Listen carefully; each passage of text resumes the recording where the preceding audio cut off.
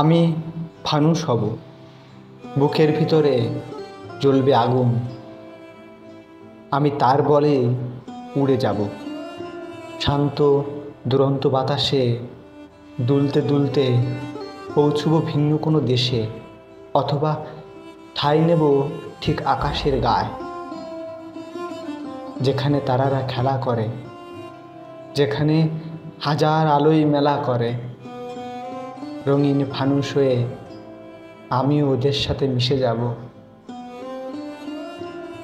শুধু আমার বুকে জ্বলতে থাকবে আগুন, ওরা আমার হাসি মুখ দেখবে, আমার রঙিন আলোর রূপ দেখবে, কিন্তু বুকের ভিতরে জ্বলন্ত আগুন দেখবে না।